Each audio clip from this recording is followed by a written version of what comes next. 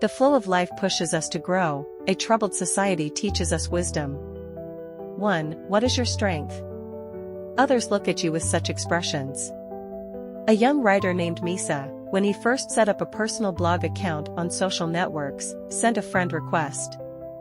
Another writer has over 20,000 followers, while Misa at that time only had about a dozen interested readers. Unexpectedly, after getting to know the other person, she only saw Misa as a fan and treated her very distantly. This makes Misa feel quite hurt. She is determined to create achievements. After that, M's work is widely known and has traffic. The number of readers increased rapidly. At what moment did the other person proactively seek out Misa? Talk to each other more. She discovered that the other person was not the type of person to look down on others. Just like that, the two became friends. But at first, the reason why the other person was so cold towards Misa was actually very simple. When you're just someone with no reputation, other people don't understand your personality or know your strength. Why should I get to know you? Lesson: no matter how strong you are, people will treat you that way. No matter how strong you are, others will use a corresponding attitude to communicate with you. 2. Your utility value. Decide on your beneficial relationships. There is a question online that says, how young people accumulate social relationships. There is an answer that receives a lot of likes that enhances one's self-use value. It sounds very mundane, but in reality it reveals the nature of social relationships, value exchange.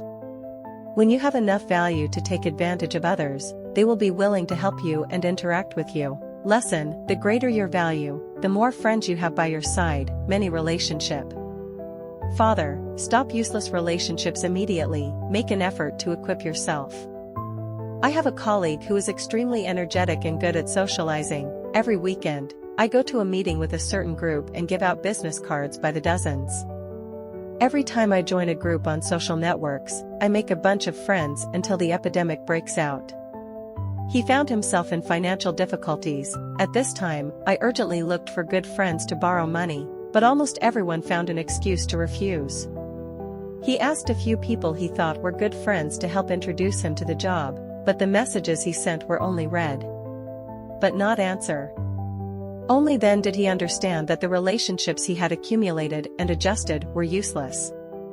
Social relationships are not about how many friends you have on social networks. If you have no value, these good friends are simply an account. Who are you? You just met someone. When you are still not elite enough, instead of thinking of hundreds of thousands of ways to expand social relationships, it's better to spend time honing, self-training. This is an investment that brings eternal value. Lesson: don't just passionately chase a horse, use that time to plant grass. When spring blooms, it can attract a whole group of horses for you to choose from.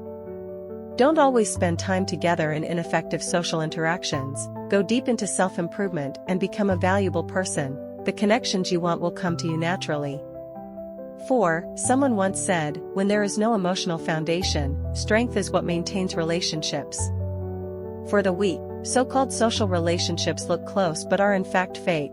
An adult circle of friends is very real indeed. Lesson: everyone wants to work with talented people, with the strong. Are you strong? People just notice you. You are good. New people are ready to help you.